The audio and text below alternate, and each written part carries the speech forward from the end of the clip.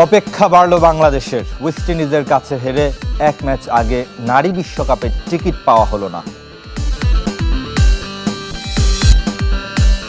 বৃষ্টিতে পণ্ড জিম্বাবুয়ের প্রথম অনুশীলন, বাধা কাটিয়ে মাঠে বাংলাদেশ। পামেন্টের অধীনে অভিনব ফিল্ডিং প্র্যাকটিস। জয় দিয়ে প্রিমিয়ার ক্রিকেটের সুপার লিগ শুরু আবাহনীর, হার মোহামেডানের। শুরুতেই নারী বিশ্বকাপ বাছাইয়ের খবর জানাবো। এক ম্যাচ আগেই বিশ্বকাপে টিকিট পাওয়া হলো না বাংলাদেশের।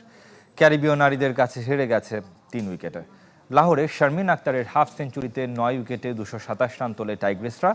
জবাবে 24 বল আগেই লক্ষ্যে পৌঁছায় উইন্ডিজ। শেষ 60 বলে ওয়েস্ট ইন্ডিজের প্রয়োজন 49 রান, হাতে 5 উইকেট। পেন্ডুলামের দোলায় দুলছে ম্যাচের ভাগ্য। ব্যবধান গড়ে দিলেন শিনেল হেনরি। 48 বলে 51 রানের হার না মানা ইনিংসে অপেক্ষা বাড়ল বাংলাদেশের। শেষ ম্যাচে নানা সমীকরণ থাকলেও অবিশ্বাস্য কিছু বা বিশাল ব্যবধানের হার অথবা ওয়েস্ট ইন্ডিজ আর স্কটল্যান্ডের কারো বড় জয় ছাড়া বাংলাদেশকে আটকানোর সাধ্য নেই। কিন্তু যে কাজটা সহজে চতুর্থ ম্যাচেই হতে পারত, সেটা হলো না ব্যাটারদের ব্যর্থতা আর বোলারদের দায়িত্বহীনতায়। 44তম ওভারে রাবেয়া খান দিলেন 15 রান। এর আগে পরপর 2 ওভারে 2 সেট ব্যাটার হ্যালি ম্যাথিউস আর স্টেফানি টেলরকে ফিরিয়ে স্বপ্ন দেখিয়েছিলেন মারুফা আক্তার। প্রথম 3 ম্যাচের রেকর্ড জয় 2 বার আগে ব্যাট করে। সেই প্রেরণা থেকেই হয়তো নিগার সুলতানা ব্যাটিং বেছে নিয়েছিলেন, কিন্তু সেই ম্যাচগুলোতে অধিনায়কের ব্যাট হেসেছিল। 3 ম্যাচেই 50 রানের ইনিংস। অধিনায়ক ফ্লপ তো দলও ব্যর্থ। যদিও ফারজানা হক, শারমিন সুপ্তার ব্যাটে উড়ন্ত শুরু ছিল টাইগ্রেসদের। দ্বিতীয় উইকেটে দুজন 118 রান যোগ করেন। এরপরই ধস নামে। আলিয়া হেলাইনের বোলিং তাণ্ডবে 49 রান তুলতে 7 উইকেট হারিয়ে বিপর্যস্ত বাংলাদেশ। বল হাতে ব্যর্থ রাবেয়া খানের ব্যাটেই 200 পেরোয় টাইগ্রেসরা। কিন্তু টিকে থাকতে মরিয়া উইন্ডিজ নারীদের জন্য টার্গেটটা কঠিন ছিল না। শনিবার শেষ ম্যাচে স্বাগতিক পাকিস্তান বাংলাদেশের প্রতিপক্ষ। বৃষ্টির বাধায় বাংলাদেশ এবং জিম্বাবুয়ে দলের অনুশীলন। সিলেটে কোনো দলই পূর্ণাঙ্গ প্র্যাকটিস করতে পারেনি। বাধা কাটিয়ে বাংলাদেশ তাও মাঠে নামতে পেরেছে, কিন্তু সফরকারীদের অনুশীলনের স্থায়িত্ব ছিল মাত্র 20 মিনিট। সিলেট থেকে আশিক রুদ্রের রিপোর্ট, ক্যামেরায় ছিলেন ফখরুল হাসান। সকাল থেকে চায়ের দেশের আকাশের মুখ ভারী। মুষলধারে বৃষ্টিও হয়েছে কয়েক দফা। বাংলাদেশ দলের টিম বাস আগে ভাগে এসেছে ঠিকই, তবে মাঠে নামতে পারেনি। আধ ঘন্টার মতো জিম সেশনের পর ইনডোরমুখী নাহিদ রানা ও তানজিম সাকিব সেখানে অপেক্ষায় থাকা মুশফিকুর রহিমকে সঙ্গ দিয়েছেন 2 পেসার। বেশিক্ষণ অপেক্ষা করতে হয়নি নাজমুল শান্ত, মেহেদী মিরাজদের। রোদ হেসেছে, মাঠও প্রস্তুত। স্ট্রেচিং আর ফুটবল খেলে গা গরম করে নেবার রীতি এদিনও অনুসরণ করেছে টিম টাইগার। ছোট্ট টিম মিটিং শেষে শিষ্যদের ফিটনেস নিয়ে কাজ করেছেন নাথান কেলি। এরপর স্কিল ট্রেনিং। নেটে ব্যাটিং বোলিং ঝালাই করে নিয়েছেন জাকির হাসান, নাজমুল শান্ত, মুমিনুল হাসান মাহমুদরা। নতুন ফিল্ডিং কোচ জেমস প্যামেন্টো বেশ সিরিয়াস। মাঠে ক্রিকেটারদের তৎপরতা বাড়াতে অনুশীলনে নতুনত্ব নিয়ে এসেছেন সাবেক মুম্বাই ইন্ডিয়ান্স কোচ। বাংলাদেশের মতো ভাগ্য সহায় হয়নি জিম্বাবুয়ের। 5 বছর পর টেস্ট খেলতে এসেছে আফ্রিকার দলটি। প্রথম ট্রেনিং সেশনটা 20 মিনিটেই ইতি টানতে হয়েছে। নেটে শন উইলিয়ামস, ক্রেগ আরভিনরা উইকেট বোঝার চেষ্টা করেছেন। হালকা ঘাসের সুবিধা নিয়ে রিদম খোঁজার চেষ্টায় রোডেশিয়ান পেসাররা। তবে জিম্বাবুয়ের তুরুপের তাস হতে পারেন রিস্ট স্পিনার ভিনসেন্ট মাসেকেসা। তার লেগ স্পিন আর গুগলিগুলো ভয়ঙ্কর হতে পারে টাইগার ব্যাটারদের জন্য। বৃষ্টির বাধায় মাঠ ছাড়তে বাধ্য হয় সফরকারীরা।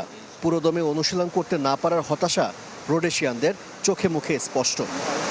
ঢাকা প্রিমিয়ার লিগের খবর জানাবো এবার। বৃষ্টি বিঘ্নিত ম্যাচে মোহামেডানের দুর্দশা। চিরপ্রতিদ্বন্দ্বীদের হারে আবারও এগিয়ে গেল আবাহনী। ডিএল মেথডে অগ্রণী ব্যাংককে 4 উইকেটে হারিয়ে সুপার লিগ শুরু করেছে আকাশী নীলরা। লেজেন্ডস অফ রূপগঞ্জের কাছে 9 উইকেটে হেরে গেছে মোহামেডান। দিনের আরেক ম্যাচে গাজী গ্রুপকে 3 উইকেটে হারিয়েছে গুলশান ক্রিকেট ক্লাব। মিরপুর আর বিকেএসপি দুভেনু পার্থক্য গড়ে দিয়েছে 2 চিরপ্রতিদ্বন্দ্বীর। বৃষ্টি মোহামেডানের জন্য আশীর্বাদ হয়নি। বিপরীতে প্রকৃতির বাধা জয় করে শিরোপা ধরে রাখার দৌড়ে এক ধাপ এগিয়ে আবাহনী। প্রথম পর্বে মুখোমুখি দেখায় জয় পেয়েছিল মোহামেডান। সমান 18 পয়েন্ট নিয়ে ভিন্ন দুই প্রতিপক্ষের বিপক্ষে নেমেছিল সেরা 6-এর লড়াইয়ে। কিন্তু শেরি বাংলায় মোহামেডান ব্যাটারদের দুর্দশা। 27 রানে 100-র মধ্যে ফেরেন 7 ব্যাটার। এরপর বৃষ্টির বাগড়া, শঙ্কা ছিল ম্যাচ পরিত্যক্ত হওয়ার। ঘণ্টা তিনেক পর মাঠে গড়ায় বল।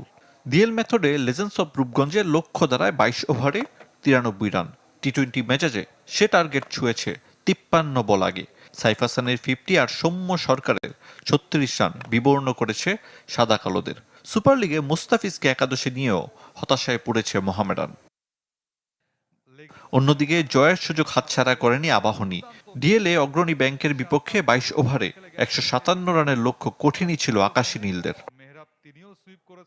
পার্থক্য গড়ে দিয়েছেন Zishan Alam. Half century miss করলেও এই ওপেনারের রইলয় 27 বলে 46 রান। শামসুল ইসলাম ও মাহফুজ রাব্বি দলকে জিতিয়ে মাঠ ছাড়েন। প্রথমবারের মতো সরকার প্রধানের সাথে বিদেশে সফরে যাচ্ছেন 4 ক্রীড়াবিদ। প্রধান উপদেষ্টা ডক্টর মোহাম্মদ ইউনূসের সাথে আসন্ন কাতার সফরে সফর সঙ্গী হচ্ছেন 2 ফুটবলার আফিদা খন্দকার ও শাহেদা আক্তার রিপা আর 2 ক্রিকেটার সুমাইয়া আক্তার ও শারমিন সুলতানা। বৃহস্পতিবার সন্ধ্যায় রাষ্ট্রীয় অতিথি ভবন যমুনায় প্রধান উপদেষ্টার সঙ্গে সাক্ষাৎ করেন তারা। কাতার সফরের ক্রীড়াবিদদের আমন্ত্রণ জানিয়েছে কাতার ফাউন্ডেশন। সোমবার 4 দিনের সফরে কাতার যাচ্ছেন প্রধান উপদেষ্টা professor Mohammad Yunus. AFC Asian cup বাছাইয়ের প্রস্তুতি হিসেবে জর্ডানে 3 জাতি সিরিজ খেলবে নারী দল। স্বাগতিকরা ছাড়াও সাফ জয়ীদের অন্য প্রতিপক্ষ ইন্দোনেশিয়া। যদিও সফরে বিদ্রোহী ফুটবলারদের জায়গা হবে কিনা তা স্পষ্ট করেননি নারী উইং চেয়ারম্যান। নারী এশিয়ান কাপ বাছাইয়ের প্রস্তুতির জন্য অনেকদিন ধরেই প্রতিপক্ষ খুঁজছিল ফুটবল ফেডারেশন। একসাথে এবার মিলেছে 2 প্রতিপক্ষ। জর্ডান ও ইন্দোনেশিয়ার সাথে খেলবে সাফ চ্যাম্পিয়নরা। র্যাঙ্কিংয়ের দিক থেকে জর্ডান হচ্ছে 74 এবং ইন্দোনেশিয়া 94, আমাদের থেকে অনেক বেশি এগিয়ে।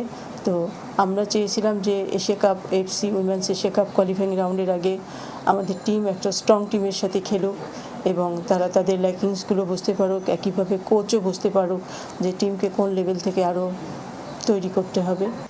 কোন দিন কে প্রতিপক্ষ তা চূড়ান্ত না হলেও 31 মে ও 3 জুন হবে 2 ম্যাচ। কিন্তু পিটার বাটলারের সেই দলে বিদ্রোহী 18 ফুটবলারের জায়গা হবে কিনা সিদ্ধান্তটা কোচের সাথে এটা নিয়ে এখনও আলোচনা হয়নি। ওইটা অ্যাকচুয়ালি কোচের পার্ট, ওইটার ব্যাপারে আমি ইন্টারফেয়ার করব না। এটা টেকনিক্যাল পার্ট, এটা কোচ ডিসাইড করবে কোচ কী করবে। মাহফুজা আক্তারের দাবি দ্রুতই ক্যাম্পে থাকা 8 বিদ্রোহী ফুটবলারের সাথে চুক্তি করবে বাফুফে। ভুটান থেকে ফেরার পর আনুষ্ঠানিকতা সারবেন বাকি 10 জন। বর্তমানে যারা আছে যে 8 জন, সে 8 জনের নাম আমি অলরেডি আজকে পাঠিয়ে দিয়েছি, তাদেরটা হয়ে যাবে।